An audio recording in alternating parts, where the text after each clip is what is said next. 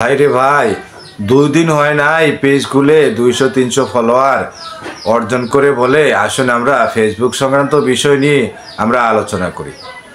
ও নিজে এসে আপনার ফেসবুক সংক্রান্ত আলোচনা শুরু করে দেয়। গ্যাস্ট্রিক হলে কি খেতে হবে, প্রেশার হলে কিভাবে প্রেশার মাপতে হবে, দাস্ত হলে কিভাবে ঔষধ খেতে হবে, এই ধরনের আলোচনা শুরু করে দেয়। অথচ ওর পেজে এত সমস্ত ফলোয়ার থাকার পরেও ওর একটা পোস্ট সে ভাইরাল করতে পারে নাই। তো এই সমস্ত কন্টেন্ট ক্রিয়েটাররা কি করবেন?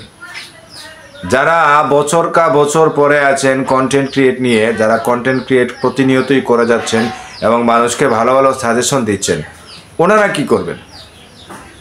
ওনাদের কথাগুলো মিথ্যা বানিয়ে দেয়। ওরা এমনভাবে আপনাদেরকে সাজেশন দেয় যাতে আপনার পেজটি আরও নষ্ট হয়ে যায়, আপনি যাতে পেজটাকে আর খুঁজেই পান না, এমন ভুলভাল চিকিৎসা দিয়ে আপনার পেজটা নষ্ট করার যুক্তি দিয়ে যাচ্ছে। এই সমস্ত থেকে আপনারা সাবধান। ওদের এত ফলোয়ার থাকতে ওদের কোনো পোস্ট এখনও ভাইরাল করতে পারে না। আবার ওরা যদি এসে আবার আমি এটা জানি, আমি ওটা জানি, ফেসবুকে এই করলে এই করতে হয়, এটা করলে এভাবে করতে হয়, এই ধরনের অহেতুক কথা নিয়ে ওনারা কিন্তু ফেসবুকে কন্টেন্ট তৈরি করে থাকেন। ফেসবুক ওদেরকে ভালো চোখে দেখছে কি না আমি নিজেই জানি না। যদি ফেসবুক ওদেরকে ভালো চোখে দেখতো তাহলে আমি বিশ্বাস করি যে ওদের পোস্টটা নিশ্চয়ই ভাইরাল হতো।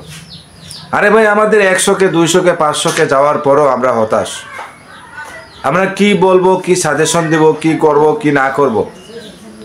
আমাদের মন মানসিকতা কি, আমাদের পরিশ্রমকেই কিন্তু ওরা বৃথা করে দিচ্ছে।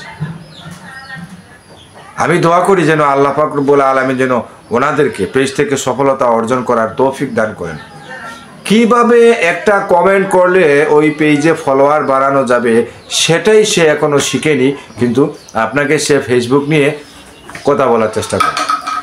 এটা কি করে সম্ভব? এটা কি করে মেনে নেওয়া যায়?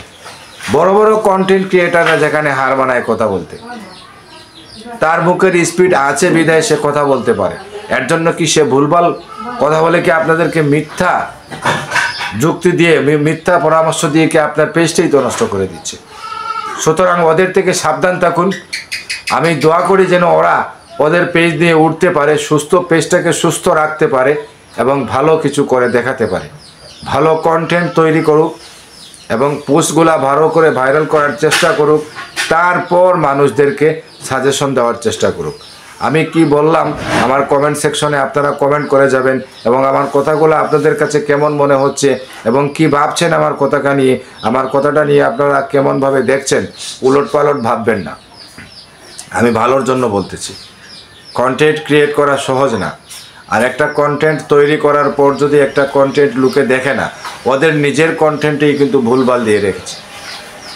ভালো কাজ করছে না, ভালো সাউন্ড দিচ্ছে না, ভালো কিছু দেখাতে পারছে না, তারপরেও কিন্তু ওরা এসে কি বলে সাজেশন দিয়ে যায়। আমি সবাইকে অনুরোধ করে বলবো আপনারা আমার উপর রাগ করবেন না যারা এরকম কাজ করতেছেন। সময় দিন ভাই, শিখতে থাকুন, শেখার কোনো শেষ নেই। যখন আপনি সফলতা পেয়ে যাবেন ফেসবুক থেকে, তখন আপনি ফেসবুক সংক্রান্ত বিষয় নিয়ে আলোচনা করবেন। 5000-7000 ফলোয়ার নিয়ে এসে আপনি এত কথাগুলো বললেন যে এখানে লক্ষ লক্ষ যারা ফলোয়ার অর্জন করেছেন তাদের কথাটাকেই আপনারা বিফল করে দিচ্ছেন।